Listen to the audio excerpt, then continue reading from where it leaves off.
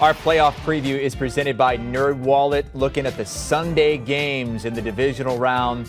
Bucs and Rams, mid-afternoon. Buccaneers favored by 3. Chiefs and Bills on CBS, 6:30 Eastern Time. You can also watch it on Paramount Plus. It's time for Pete Prisco's Spinning Top of the Week. There it is. It's been a while. It's been a month or so since I've been able to do that. I know. There's so much energy in that. That was amazing. Pete, it's a Tampa Bay Buccaneer or 2 or 3? Yeah, or 3. And I will highlight a couple others on that offensive line as well, although they weren't the spinning tops for reasons. Spinning tops forward. of the week, even though they won. not see Tristan Wirfs in there when he was injured. Well, I'm going to show you a Tristan Wirfs They play. blew out the Eagles. Huh? Okay, but they did not play well. And you know what? We're kind of peeking ahead here because if they don't play like this against Aaron Donald gang, you got a big problem. Ryan Jensen, everybody's favorite center, okay? He'd love it. What is this? He thought the left guard was going to stick. Whatever. It's the communication problem, and that's on the center. It's not on the center. It's on both. But okay. Brady making excuses for every player in the NFL. I'm just explaining to you what Ali Marpet. Make an excuse for Ali Marpet right here, please. Make an excuse for him. And by the way, this is Tristan Wirfs, and the reason I'm showing part of that is that's when he's injured. And that's right, and that's what I'm saying. What is this meter we have on this thing? A 99 on the meter? What is that? By the way, if he's going to play like that, that's a problem. Here we go. Is that a spinning top meter that we have? Here's a little stunt inside. Tommy's doing his ducking. They didn't pick it up. Terrible. And here we got. This is the replacement for Tristan Wirfs if he can't play. Josh Wells. He was in Jacksonville. He is one of the ultimate spinning tops. There you go. Yeah, Kerrigan took advantage of him. Clearly, he's going to give. And the reason I put Wirfs on there. Wirfs is a great player. He's a Pro Bowl. All Pro right tackle. Don't get me wrong. He's been fantastic.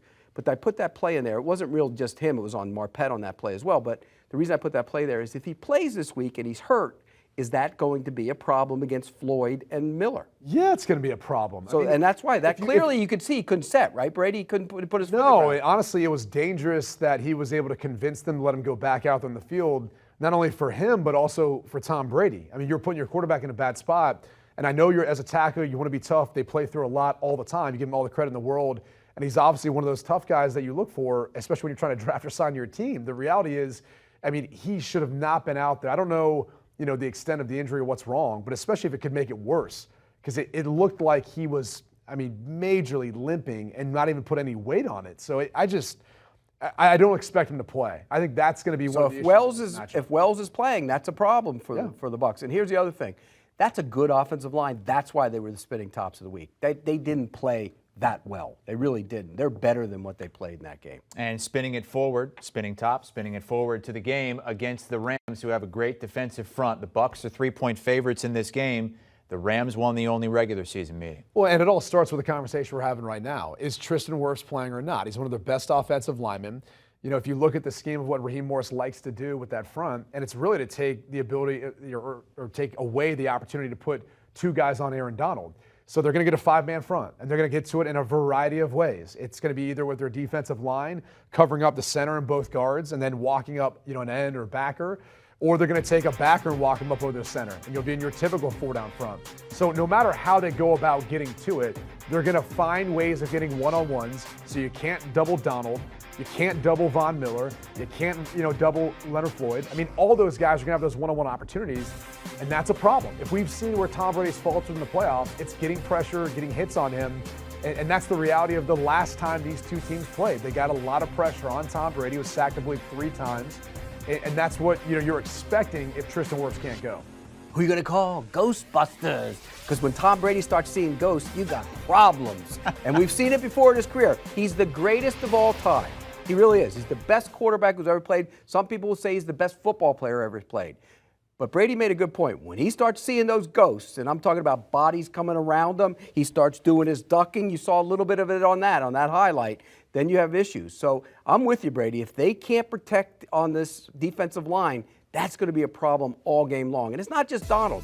Von Miller's starting to play like Von Miller again. 6 sacks last 6 games? Yeah, and so Leonard Floyd can rush the passer. And so Gaines is good on the interior. Yeah. They can get after it, and I think that's going to be a problem for Tom Brady. I really do.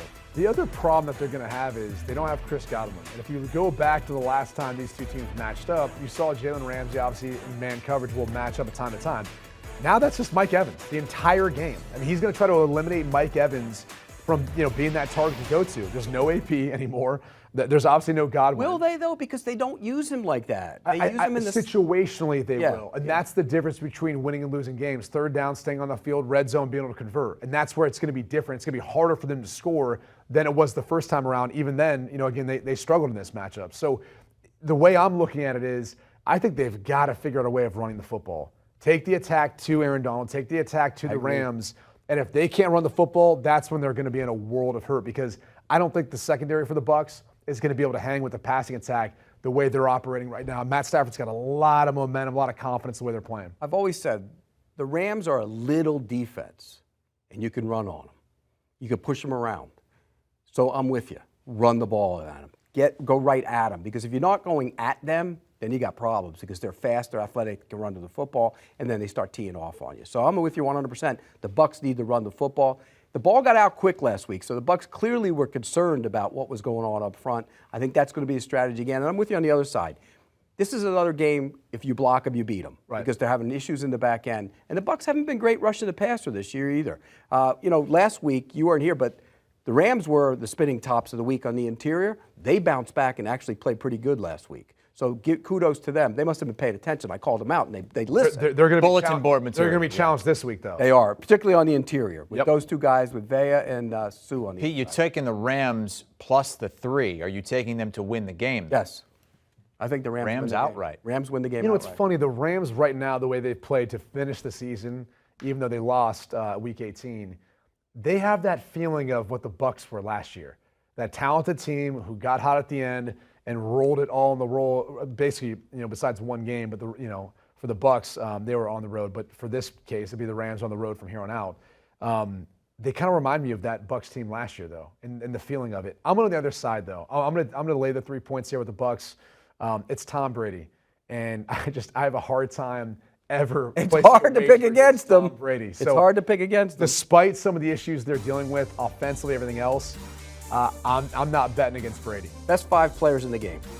5 stars. Tom Brady, it starts there. One, then what is it? And then the rest goes all to the Rams.